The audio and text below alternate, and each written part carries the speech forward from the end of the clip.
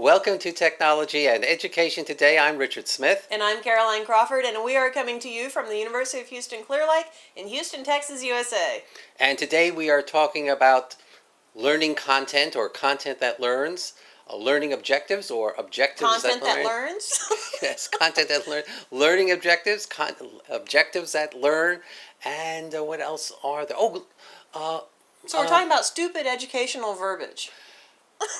Yes, you are remarkably tactful. Tactless. Yes, this. I first noticed this. You first learned of this. I first noticed it when back in the 80s when I used to work with the Houston Independent School District, and they had a product out which was called an integrated learning system, and what it did was to teach students various subject areas, whether it was math, English, or history. But it was, instead of being called, it was an integrated, being called a tutorial system, which is what it was. An integrated teaching system or an integrated tutorial system. It was called an integrated learning system.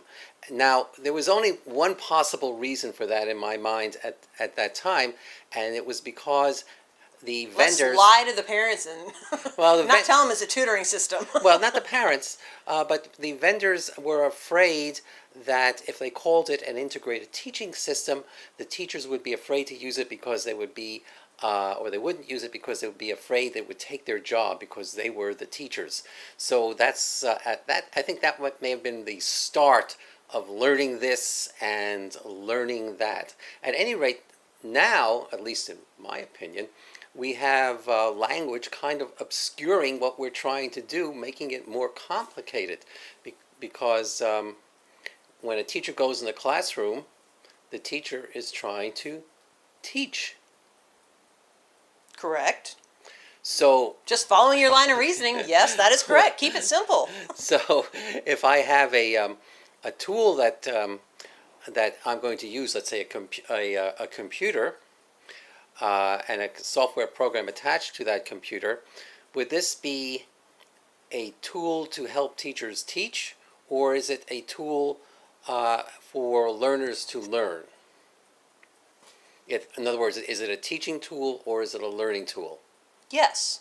Yes, both. But it's consistent. But depending on how it's used. Is this a trick quiz or what? No, but depending on how it's used, right? So if a student could use it to learn, but a teacher would be using it to assist the teacher to instruct, to teach. So as far as a teacher was concerned, it's basically a teaching tool. Instructional aid. Yes, instructional aid or a teaching tool that helps students to learn. Meet their objectives. Right. It helps the students to meet the teacher's objectives. Right. So now you get to this point of, the objectives. Instead of just being called objectives or teaching objectives, which they were called 10, 15, 20 instructional objectives, now they're called learning objectives. Well, because we're all learner-centered. We're learner-centered, and that's where it comes from. Which is a crock. It comes from, I think you hit it right on the head there, the nail on the head. It's because the language of instruction these days is circles around being learner-centered. There's nothing wrong with focusing on the learner, but the bottom line is you cannot make someone else learn. You can give them every opportunity through decent instruction, different forms of instructional emphasis, but you can't make someone learn something. That's absolutely true. So you have. So what's a learning objective? Well, I tell you what, I have teaching objectives, and my objective is to, let's say, is to teach a process. Let's call it process A. Well, once I know what I want to teach, then I can go back, my objective, then I can go back and design instruction dependent on that objective.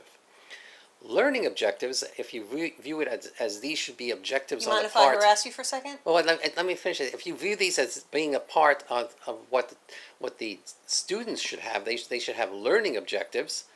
Well, they may or may not have the same objectives that I have as teaching objectives for their objectives. I would say probably they don't have the same objectives in the classroom. Okay. You always have a handful of students that are amazingly focused and actually want to learn what it is you have to teach. Now, yes. After saying that, Your instructional design focus, where you're starting out with the learning objective. Ooh. I just did it to get your goat. The instructional objective, and then going back and figuring out what you're going to develop for the actual instructional process.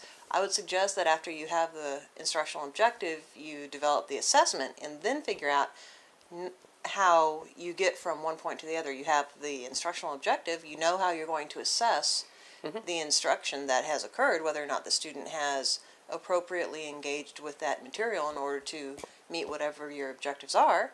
So, and then you go back and design the instruction around that. Yeah, and you're right. You just forgot the assessment part when you were talking before. I was going to harass you about it, but you helped me forget by the time I got around to saying it. Yeah, yes, the instruction, the assessment is tied in with the instructional, Directly tied in. with the instructional, with the instructional objective. Now, the learners may have their own objectives for a particular course that they're teaching. Are we talking about like written versus unwritten curriculum? No, I'm talking about objectives such as, gee, I wish this class was over so I could text my friends, or gee, I think I'm going to text my friends. Or continue the fight with the boyfriend. Or whatever. I mean, the assumption that there's going to be a fight in the halls. our objectives are the learner's objectives, or learner objectives are equal to teacher's objectives. I think is a poor. It's okay. It's a poor. It's a poor assumption. Well, it's poor labeling too. It's all political and warm and fuzzy when that is not what you are doing. Right. The teacher is teaching, and you get the design of the instruction, and then you use that design to apply the instruction that's going to achieve your effects. Now, that does not mean that your instruction has to be direct instruction. Absolutely. It does not mean that you're not limited to problem-based learning or group work or any of these different distinct methods, or constructivism, or any of these things. It means the learning theory has nothing to do with it means that you come up with a design that as a teacher that you feel and know from experience will be effective. I would suggest that these are all viable components of the discussion, but I would suggest that it's more political in nature, trying to water down the emphasis upon the instructional process. I think you're correct. I think the idea now is to take teachers out of the loop, de-emphasize the importance of teachers. So you go and then you get these pejorative statements which have been around for at least 30 years. You move the teacher from being the sage on the stage to the guide on the side, and it's one statement like this after. Which is cute, but the bottom line is the instructor is in charge of the instruction that occurs in that classroom environment. And until the basic knowledge is achieved by the student in that classroom, very little further understanding of the subject matter can occur. If you don't know what you're talking about, you can't learn any further. Well, you would want to minimize the amount of time that the students have to spend digging up information that could have been arranged for them on the part of the instructor in a systematic fashion. At least that's my opinion on it. So fortunately or unfortunately, we have the same opinion. Nothing I hated more than sitting in a class and someone else, well, what do you think? I'm paying you to tell me what you know about the information. Once I understand the information, then I might have an opinion, but not before. Right. Well, that's pretty much what John Dewey said. You can have facts without thinking. On the shoulders of brilliance. Yes, you can have facts without thinking, but you cannot have thinking without facts. So before a student, nice quote, famous quote, but nice quote. Would that I thought of you that myself? Pulled it out. Well done. So that the idea of just concentrating on higher level thinking skills and without use the of lower language, level thinking, without the lower or without level thinking skills, or without the content, or without some sort of grounding in knowledge, or putting all your emphasis on having the students get this knowledge for themselves, because that's a time-consuming process. Well, even Bloom suggested, when you're talking about higher order thinking skills, you can't reach higher order thinking skills until you've gone through the lower level, lower thinking skills stages in order to reach. And every time a new topic, new subject matter is introduced, you go back to the basic knowledge level. You have to understand the knowledge before you can progress up towards the higher order thinking skills. Yes, and I find in the comments that I hear from teachers in their lesson plans, the emphasis is always on higher order thinking skills, and there seems to be no evidence of any concrete knowledge at what's usually termed the lowest level of thinking Lower order skills. thinking skills. Lower order, and I don't really regard that as No, it's not. It's just lower that's the order. baseline that you need to meet before moving forward towards the higher order thinking skills. Higher and lower don't mean anything other than where you begin. Yeah, and just to tie this thing back, I think that the reason I get so concerned about the use of learning this and learning objectives and learning material and all the rest of that stuff is because it takes the teacher's eye off the ball. It also takes the student's eye off the ball. And you know what? We teach our students English, we teach our students math, we teach our students social studies.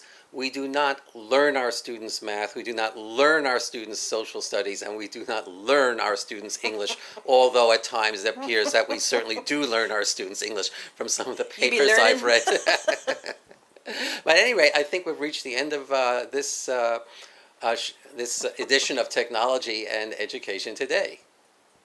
I'm Richard Smith. And I'm Caroline Crawford, and we are coming to you again from the University of Houston Clear Lake in Houston, Texas, USA. Bye!